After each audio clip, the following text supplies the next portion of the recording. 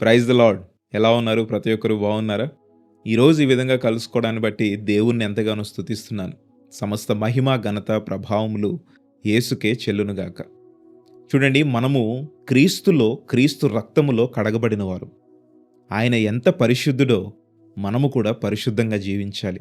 అప్పుడే మనము మన జీవితాలలో ఆశీర్వదించబడతాం. దేవుడు మనల్ని హెచ్చిస్తాడు. ఆనాడు అబ్రహాముతో దేవుడు ఏమన్నాడో తెలుసా? అబ్రహాము, నేను నిన్ను ఆశీర్వదించాలనుకుంటున్నాను.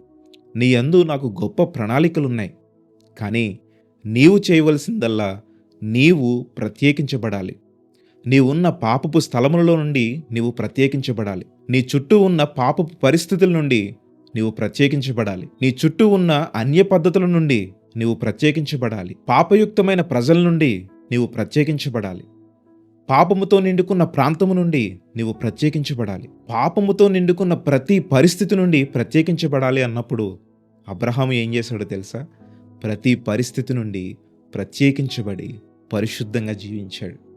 అందుకు కాబట్టే జనములకు తండ్రిగా అబ్రహామును దేవుడు చేశాడు.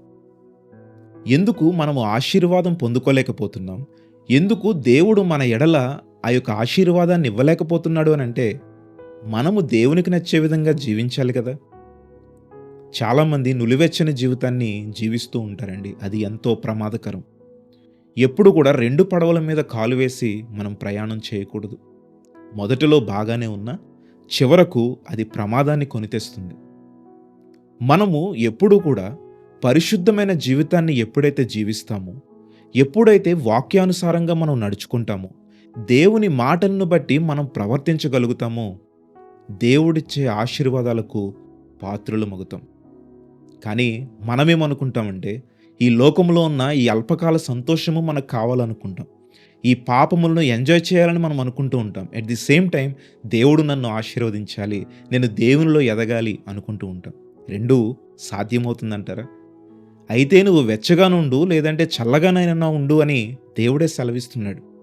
ఒకవేళ నులివెచ్చగా ఉంటే ఆయనే అంటున్నాడు కదండి, నా నోటి నుండి నిన్ను ఉమ్మివేయ ఉద్దేశించుచున్నాను అని. ఈరోజు దేవుడు తన నోటి నుండి ఉమ్మివేయబడక మునిపే నీ జీవితాన్ని మార్చుకోగలిగితే ఆశీర్వాదమునకు కారకులుగా దేవుడు నిన్ను తీర్చిదిద్దుతాడు. ఎప్పటి వరకు నీ జీవితంలో పాపానికి చోటిచ్చుంటావు?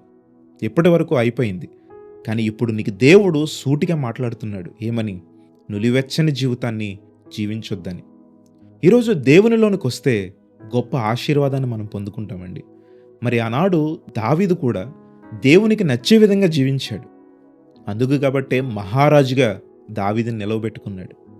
దానియేలు కూడా తనకి ఎన్ని ప్రతికూల పరిస్థితులున్నా దేవునికి నచ్చిన విధంగా జీవించాడు.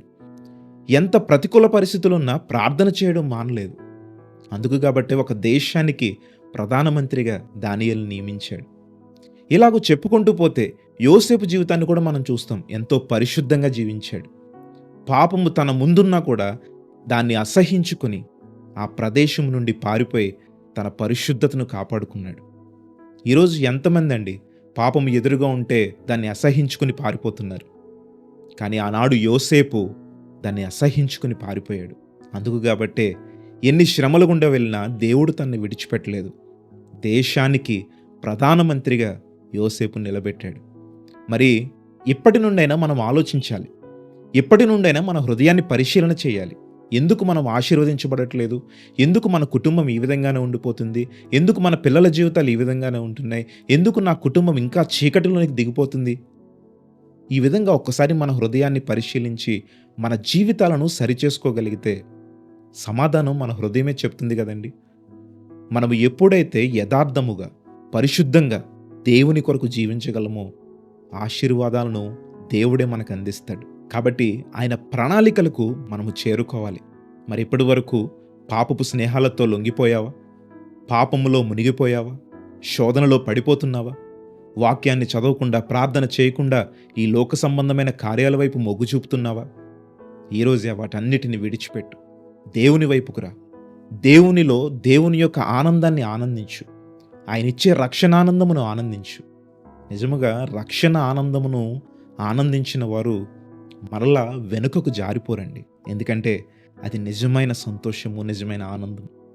అది ఒక్కసారి మనం అనుభవిస్తే దేవునిలో ఉన్న సంతోషాన్ని మనం రుచి చూడగలిగితే నిజంగా పాపాన్ని నీకు నీవుగా అసహించుకుంటావు. మరి ఈరోజే యేసుని నీ సొంత రక్షకునిగా అంగీకరించగలిగితే, పరిశుద్ధంగా నీవు జీవించగలిగితే, ఆయన మాటల చొప్పున నడుచుకోగలిగితే, ఆయన నీ మీదున్న ప్రణాళికను నెరవేర్చడానికి, నిన్ను ఆశీర్వదించడానికి సిద్ధంగా ఉన్నాడు. ఆయనే అంటున్నాడు కదా, నిశ్చయముగా నిన్ను ఆశీర్వదించేదను అని. Praise the lord.